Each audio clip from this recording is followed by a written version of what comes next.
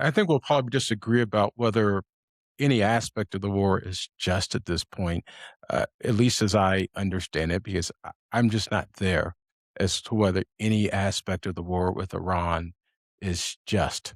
Uh, and Why don't you think for it's just? you know, as I walk through the steps of just war theory, and I should tell you, it's for me to get to a point where justice war is a high bar.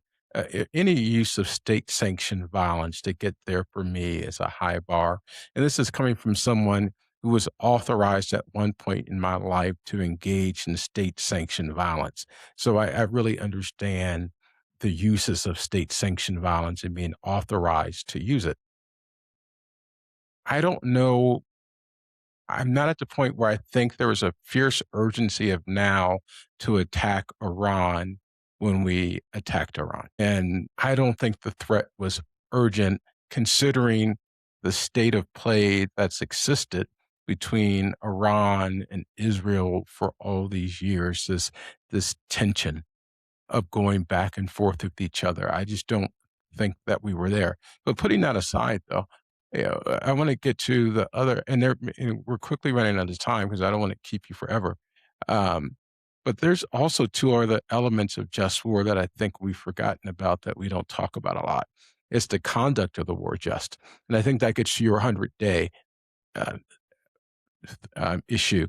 It's the conduct just. Are you doing it in a way that's proportional? Are you limiting pain and suffering? And that second component became very important during World War II when the Britain and the United States conducted mass bombings of Germany, civilian population, both day and night, not just war infrastructure, and what the United States did in Nagasaki and Hiroshima. And then the third part of just war is how do you conduct a peace? How do you treat people after all the hostilities are gone? And some would argue ignoring that part is what created Hitler and the rise of Nazism in Germany. And I think most historians would agree that the humiliation that they suffered probably did drive this nationalistic fervor that occurred. But I do want to make a hard pivot, maybe not so hard, but it's related because one of the things that's what's happened since October 7th is that in the Black community, if you look at any of the research, there's definitely been every day since October 7th, there's been less and less support for what's happening in Gaza and in Palestine from the Black community writ large. Of course, there's other folks who are like, yeah, whatever, go Israel. No matter what you want to do, Israel. I'm being kind of flippant there, I think.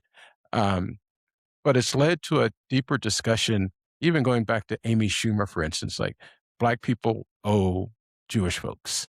Um, we talked about this after Van Jones was in town last year for not was it earlier this year or last year? Yeah, it was at Uh, the end of last year.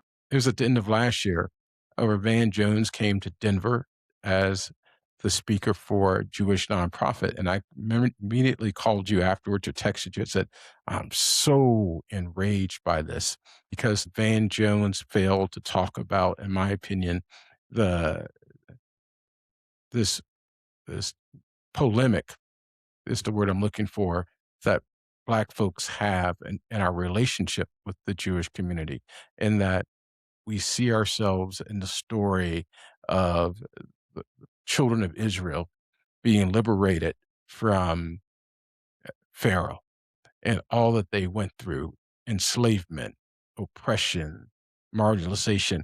In fact, Black theology is rooted in the fact that God of Israel is a liberatory God, and our God is a liberatory God because we share that same story coming out of the Hebrew Bible. At the same time, that story has also led us to believe that marginalization of any sort and oppressive activities of any sort, the othering of people, as Edward Said would talk about, of any sort, is problematic and is immoral and unethical. And so for Black folks, when we look at what's happened with folks in the West Bank and in Gaza, we're like, all of this is not good. We love you, Israel, but this part of it we can't get with.